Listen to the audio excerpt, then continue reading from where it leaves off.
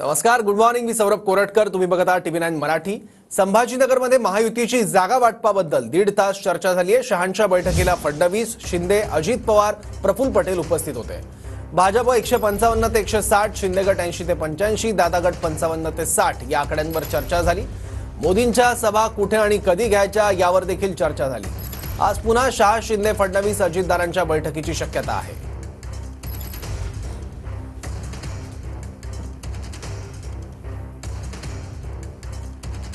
संभाजीनगरमध्ये महायुतीची जागा वाटपावर 1.5 तास बैठक झाली. अमित शहा या बैठकीत उपस्थित होते. बैठकीला मुख्यमंत्री एकनाथ शिंदे, उपमुख्यमंत्री देवेंद्र फडणवीस आणि अजित पवार उपस्थित होते. भाजप 155 ते 160, शिंदे गट 80 ते 85, तर दादा गटाला 55 ते 60 अशी आकड्यांवर प्राथमिक चर्चा झाल्याचं सूत्रांकडून कळत आहे.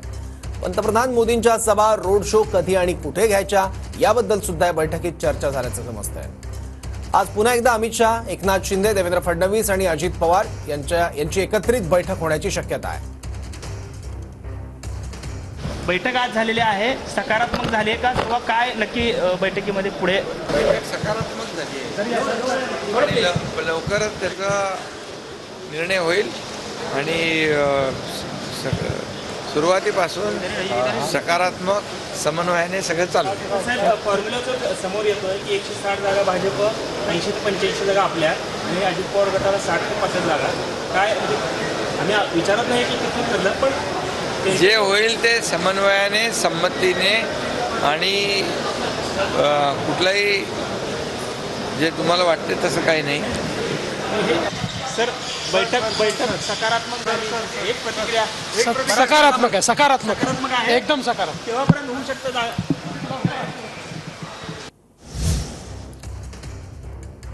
नागपुरात काल गृहमंत्री अमित शहांच्या अध्यक्षतेत भाजपची महत्वाची बैठक पार पडली. यावेळी अमित शहांनी विदर्भात भाजपच्या मिशन 45ची घोषणा केली. तर आपल्याला उद्धव ठाकरे आणि शरद पवारांचा पराभव करायचा असल्याचंही अमित शहांनी म्हटलंय. नागपूरमध्ये भाजप पदाधिकाऱ्यांसोबत अमित शहांनी बैठक केली. काँग्रेसला रोखायचं असेल तर विदर्भ आपल्याला जिंकावा लागेल असा निर्धार अमित शहांनी व्यक्त केलाय. विदर्भात भाजपचं मिशन 45 अशी घोषणा अमित शहांनी केली आहे. विदर्भ के कार्यकर्ता ठान ले देवेंद्र जी, कम लक्ष्य मत रखिए. 42 तक पहुंचेंगे, ये करेंगे, वो करेंगे. मैं कहकर जाता हूं 42 पर अगर अटक गए, विजय सरगस मत निकालना. 45 सीट पूरी विदर्भ में प्राप्त कर आएंगे. हमारा लक्ष्य शरद पवार जी को रोकना है. हमारा लक्ष्य उद्धव जी ने हमारे साथ गदा किया है, उनको रोकना है. हमारा लक्ष्य क्या है? कांग्रेस पार्टी को रोककर नीचे ले जाना. ये हमारा लक्ष्य. हमारे जो साथी है उसको लेकर आगे बढ़ाना. क्योंकि विदर्भ में आप मानकर चलिए, जो सीट भारतीय जनता पार्टी गवाएगी वो सीट कांग्रेस जीतती. सच है नहीं है? जरा जोर से बोलो, सच है नहीं है? तो कांग्रेस को रोकना है तो कहां जीतना है भाई? विदर्भ में जीतना पड़ेगा. लोकसभेतील मतदानापेक्षा विधानसभेला प्रत्येक बूथवर 10% मतं वाढवा. प्रत्येक बूथवर 10% मतं वाढवल्यास मिशन विदर्भ 45 यशस्वी होईल. अंतर्गत वाद मिटवा, बंडखोरीही नको, अमित शहांचा इशारा. विदर्भात 45 जागा जिंकण्यासाठी कामाला लागा. महिलांच्या मतदानावर फोकस करा. शहांकडून हा 10 सूत्री कार्यक्रम सांगण्यात आला. तुमच्यासारखी मंडळी जर मैदानात उतरली, साहेब, काही कोणी आपलं वाकडं करू शकत नाही. या ठिकाणी चांगल्या प्रकारचा विजय आपल्याला मिळेल. आणि म्हणून आज एवढं सगळ्यांना चालू आहे, ताकदीनं मैदानात उतरा, पुढे आपलाच विजय होणार आहे. महाराष्ट्राची निवडणूक देशावर प्रभाव टाकणारी असल्याचं अमित शहा म्हणाले. मराठवाड्यात विधानसभेच्या 30 जागा निवडून आणा असं अमित शहांनी म्हटलंय. भाजपच्या मेळाव्यात अमित शहांच्या कार्यकर्त्यांना या सूचना आहेत. संभाजीनगरमधील भाजपच्या मेळाव्यात अमित शहांनी या सूचना केल्या आहेत. मराठा आंदोलनाची चिंता करू नका, ते सरकार आणि फडणवीस बघतील असं देखील शहा म्हणाले. शहा आज नाशिक, कोल्हापुरात भाजप पदाधिकाऱ्यांशी चर्चा करणार आहेत. मराठा आंदोलनाची चिंता करू नका, ते सरकार आणि फडणवीस बघतील. आमच्या वेळी 3 आंदोलनं सुरू होती, तरीही आपण जिंकलो. मराठवाड्यात 30 जागा नक्की येतील. ज्यांना आंदोलन करायचं आहे त्यांना करू द्या. विरोधी पक्षातील कार्यकर्त्यांना घेऊन या, विजय तुमचा होईल. अफगाणिस्तानचा कांदा भारतात दाखल झाल्यानं कांदा उत्पादक संतप्त झालेत. कांदा आयात थांबवा, कांदा उत्पादक संघटनांनी मागणी केली. अमित शहांच्या नाशिक दौऱ्याच्या पार्श्वभूमीवर संघटनांकडून आंदोलनाचा इशाराही देण्यात आला. शेतकऱ्यांच्या कांद्याला आता कुठेतरी थोडासा दर मिळण्यास सुरुवात झाली आहे आणि असे असताना केंद्र सरकारचं कांद्यावरील अजूनही शिल्लक असलेलं निर्यातीवरचं 20% निर्यात शुल्क, त्याचबरोबर आता अफगाणिस्तानवरून काही कांदा आयात होण्याच्या बातम्या पोहोचत आहेत. शेतकऱ्यांसाठी निश्चितच आर्थिक नुकसानीचं कारण आहे. केंद्र सरकारने कोणत्याही परिस्थितीमध्ये आपल्या देशामध्ये बाहेरील देशातून कांदा आयात करणार नाही किंवा होणार नाही यासाठी कांद्याची पूर्णपणे आयात बंदी करावी अशी मागणी महाराष्ट्रातील कांदा उत्पादक शेतकऱ्यांकडून होत आहे. अक्षय शिंदेच्या एन्काउंटर नंतर मुंबईत बॅनरबाजी बघायला मिळते. महिलांवर अत्याचार करणाऱ्यांना असाच न्याय मिळणार असा उल्लेख बॅनरवर आहे. मुंबईत लागलेल्या बॅनर्सवर देवेंद्र फडणवीसांचा फोटो आहे. पोलिसांकडून वसुली करून घेणारं सरकार, बॅनरमधून मवियाला देखील डिवचण्यात आलाय. फरक स्पष्ट आहे म्हणत मवियावर बॅनरमधून टीका करण्यात आली आहे. तर ही दोन दृश्य आहेत बॅनरबाजीची. एका बॅनरवर लिहिलंय बदला पुरा आणि दुसरीकडे देवेंद्र फडणवीस यांचा फोटो आहे. तर फरक स्पष्ट आहे म्हणत या बॅनरमधून महाविकास आघाडीला देखील डिवचण्यात आलाय. एन्काउंटर करा नाही, जाहीर कायदा दुरुस्ती करा ना, जाहीर फाशी द्या, चौकात आणून एन्काउंटर करा. या मागचं षडयंत्र काय आहे? काय फोटो लावताय? काय मर्दुमकी झाली काय? तो त्यांचा एक खासदार म्हणतो शिंदेचा, एकनाथ शिंदेचा, ते श्रेय घ्यायला बघतात.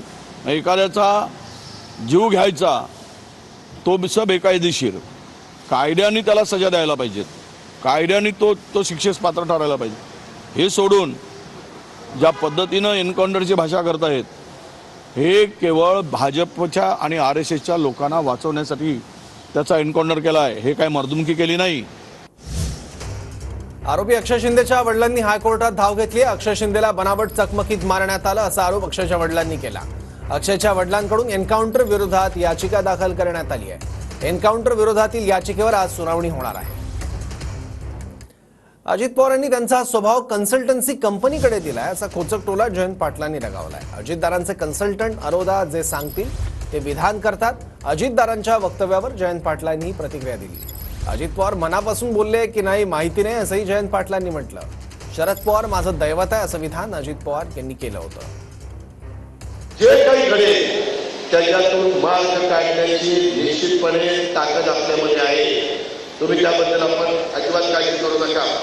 आम्ही कुणाचा अपमान केलेला नाही, आम्ही कुणाला दुखावलेलं नाही. आम्ही इतके दिवस पवार साहेबांच्याच नेतृत्वाखाली काम करत होतो. ते आमचं दैवतच आहे, त्याबद्दल दुमत नाही. परंतु आता आम्ही करतोय, आम्हाला करू द्या ना.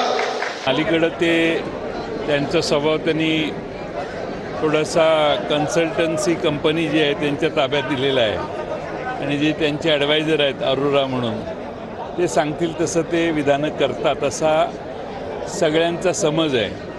त्यामुळे हे मनापासून बोलले का नाही हे कळायला मार्ग नाही. शतक नाही, त्यांचा स्वभाव आता आम्हाला जवळून माहिती आहे. त्यामुळे ते एकदा बोलले की बोलले, त्यात रिव्हर्स नसतो. आता हा रिव्हर्स येतोय हे त्यांच्या स्वभावाला धरून नाही आहे. हा प्रश्न तुम्ही त्यांनाच विचारावा. आता बातमी आहे हिंगोलीतून. संतोष बांगर यांनी महिलांना पाकिटातून पैसे वाटप केल्याचा आरोप ठाकरे गटानं केला. या संदर्भात ठाकरे गटानं एक व्हिडिओ समोर आणलाय. बांगर पैसे देणार असल्याचं दवंडी वाजवून सांगितलं जात असल्याचा आरोप ठाकरे गटानं केलाय. या प्रकरणी ठाकरे गटानं पोलीस आणि जिल्हाधिकाऱ्यांकडे तक्रार केली आहे. मनोज जरांगे बांगर यांच्याकडून महिलांना पाकिटातून पैसे वाटप झाल्याचा आरोप ठाकरे गटाने केलाय. दवंडी पिटवून हे पैसे वाटले जात आहेत असा आरोप ठाकरे गटाने केलाय आणि याचे काही व्हिडिओ देखील शेअर करण्यात आले आहेत. त्याला वाटता येतं का? आता बातमी मनोज जरांगेंबद्दलची. मनोज जरांगेंवर सलाईन लावून उपचार केले जात आहेत. ग्रामस्थांच्या विनंतीनंतर जरांगेंनी रात्री सलाईन लावलाय. मनोज जरांगेंच्या उपोषणाचा आज 9वा दिवस आहे. काल जरांगे यांची प्रकृती अत्यवस्थ झाली होती. पंतप्रधान मोदींची उद्या पुण्यात सभा आहे. पंतप्रधान मोदींच्या सभेवर मात्र पावसाचं सावट बघायला मिळतं. कालच्या पावसामुळे SP कॉलेजच्या मैदानावर मोठ्या प्रमाणात चिखल आहे. पुढील 2 दिवस पुण्यात मुसळधार पावसाचा इशारा दिला आहे. त्यामुळे पंतप्रधान मोदींची सभा नेमकी कशी होणार हा एक प्रश्न उपस्थित होतोय वातावरणाची स्थिती बघून. रायगडला आज पावसाचा रेड अलर्ट देण्यात आलाय. मुंबई, ठाणे आणि पालघरसाठी ऑरेंज अलर्ट. राज्यातील काही ठिकाणी मुसळधार पावसाचा इशारा देण्यात आलाय. परतीच्या पावसाची पुणे शहरासह जिल्ह्यात जोरदार हजेरी. 2 दिवसांमध्ये धरण क्षेत्रात मुसळधार पाऊस झालाय. पुणे, पिंपरी चिंचवडला पाणी पुरवठा करणारी धरणं देखील भरली आहे. मुळा मुठा नदीतील विसर्ग वाढवण्यात येणार आहे. नदीकाठच्या नागरिकांना सतर्क राहण्याचं आवाहन देखील प्रशासनाकडून केलं जात आहे.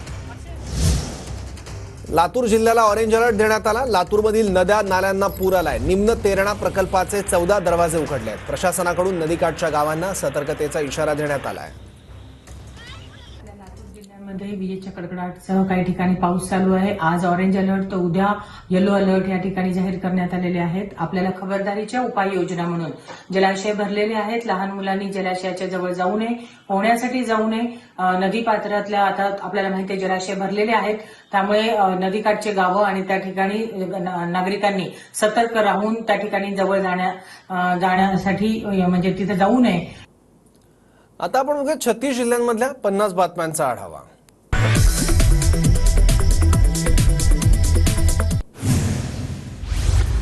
गोंदियात बारदाण्याअभावी भरडाईसाठी धानाची उचल थांबली. 22 लाख बारदाण्याची केली मागणी. शेतकऱ्यांची चिंता वाढली. धुळ्यात लसूण 400 रुपये प्रति किलो. लसणाच्या दरात गेल्या काही दिवसांपासून सातत्यानं वाढ. नवी मुंबईच्या एपीएमसी मार्केटमधील कांदा महागला. घाऊक बाजारातील कांद्याचे दर प्रति किलो 50 रुपयांवर. पावसामुळे कांद्याची आवक घटल्यानं दरात वाढ.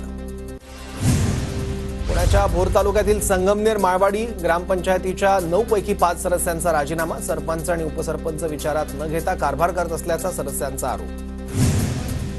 नंदुरबारमध्ये दिशा समितीच्या बैठकीत अधिकाऱ्यांनी पूर्ण माहिती न दिल्यानं खासदार गोपाल पाडवी नाराज. माहिती न देणाऱ्या अधिकाऱ्यांवर कडक कारवाईचे संकेत. नंदुरबारच्या धडगाव अक्कलकुवा तालुक्यात जीर्ण झालेल्या इमारतीत विद्यार्थ्यांचं शिक्षण सुरू. इमारतींच्या स्ट्रक्चरल ऑडिटची जिल्हा परिषद सदस्य रतन पाडवींची मागणी. जळगावात पिंक रिक्षाच्या थांब्यासाठी व्यवस्था करण्याची मागणी. अजित पवार गटाच्या महिला आघाडीचं महापालिका आयुक्तांना निवेदन. धुळे स्थानिक गुन्हे शाखेकडून 1,25,000च्या 2 दुचाकी हस्तगत. दोघांना अटक.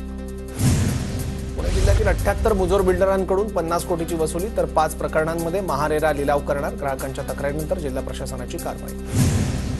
पुणे महापालिकेच्या 6 अभियंत्यांना दिव्यांग प्रमाणपत्राबाबत नोटीस. पुण्यातील गुंडांविरोधात पोलीस आयुक्त पुन्हा ऍक्शन मोडवर. दहशत माजवण्यासाठी सोशल मीडियावर रील बनवणाऱ्यांची झाडाझडती घेण्याचे आदेश. राज्यातील प्राथमिक शाळेतील शिक्षक आज रजेवर. विविध मागण्यांसाठी जिल्हाधिकारी कार्यालयावर मोर्चा काढणार. नागपूर जिल्ह्यातील कोराडीच्या 2190 मेगावॅट विस्तारित वीज प्रकल्पाला मंजुरी. राज्यात चिकनगुन्ह्याचे सर्वाधिक रुग्ण नागपूर शहरात. आरोग्य विभागाने जाहीर केलेल्या आकडेवारीनुसार राज्यात आतापर्यंत 2643 चिकनगुन्ह्याच्या रुग्णांची नोंद. पुणे आणि रायगड जिल्ह्याला आज पावसाचा रेड अलर्ट. पालघर, ठाणे, नाशिक, अहमदनगर, सातारा, सिंधुदुर्गला ऑरेंज अलर्ट. विदर्भ, मराठवाडा, कोकण आणि मध्य महाराष्ट्रात पुढील 4 दिवस मुसळधार पावसाचा अंदाज. मुंबई आणि कोकणातही जोरदार पाऊस कोसळणार.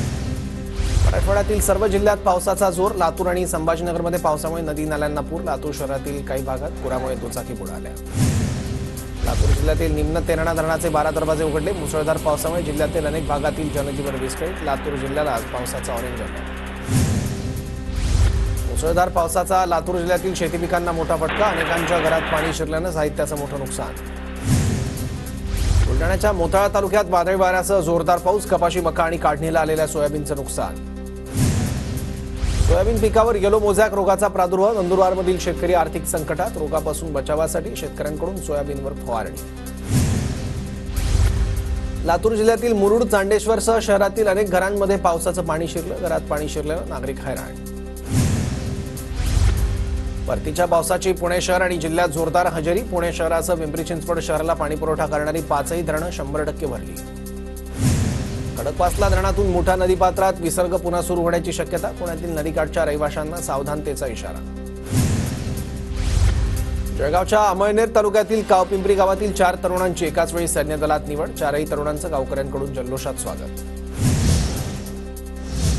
महाविकास आघाडीत येवला मतदारसंघ आम्हाला मिळणार असल्याचं जयंत पाटील म्हणाले. मवियाच्या बैठकीत येवला मतदारसंघाबाबत अंतिम निर्णय होईल असंही जयंत पाटलांनी म्हटलं.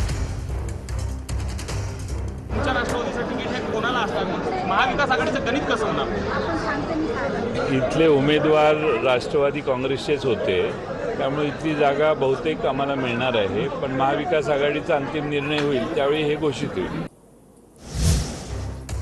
नायगाव विधानसभेवरून महाविकास आघाडीत रस्सीखेच बघायला मिळते. नायगावची जागा पवार गटाला सोडल्यास नांदेड लोकसभा पोटनिवडणुकीला फायदा होईल. पवार गटाच्या शिशिर देशमुख यांनी वक्तव्य केलंय. तर नायगाव विधानसभेसाठी काँग्रेसकडून मिनल खतगावकरांकडून मोर्चे बांधणी सुरू झाली आहे.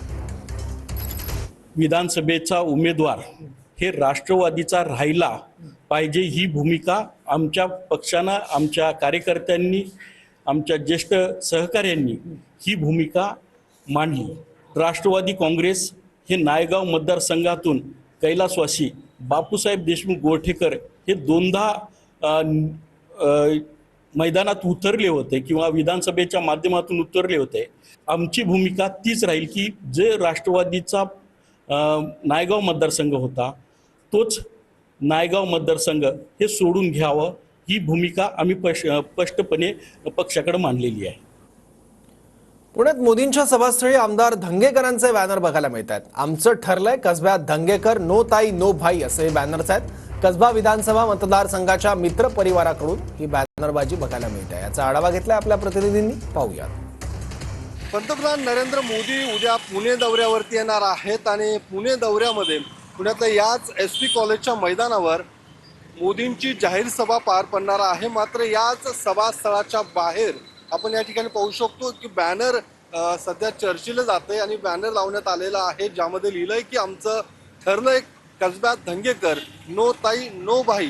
कसबा विधानसभा मतदारसंघ मित्र परिवाराकडून हे बॅनर लावण्यात आलेलं आहे आणि या मैदानावरती उद्या संध्याकाळी पंतप्रधान नरेंद्र मोदींची सभा पार पडणार आहे. ज्या पद्धतीने गेल्या काही दिवसांपासून कसब्यात नेमकं भाजपकडून कोण उमेदवार असणार आहे याबाबत चर्चा सुरू असताना दुसरीकडे मात्र रवींद्र धंगेकरांच्या या मित्रपरिवाराकडून हे बॅनर लावण्यात आलेलं आहे. त्यामुळे शहरात सध्या या बॅनरची जोरदार चर्चा पाहायला मिळते. कॅमेरामन अभिजित पिसेसह योगेश बोरसे, TV9 मराठी, पुणे. पंतप्रधान मोदी उद्या पुणे दौऱ्यावर आहेत. स्वागतासाठी बॅनरबाजी बघायला मिळते. विधानसभेसाठी इच्छुक असणाऱ्यांकडून जोरदार बॅनरबाजी केली जाते. हेमंत रासणे, धीरज घाटे, माधुरी मिसाळ, श्रीनाथ भीमाले यांचे बॅनर लावण्यात आले. SP कॉलेज मैदानाच्या बाहेर मोदींच्या स्वागताचे बॅनर्स लावण्यात आले.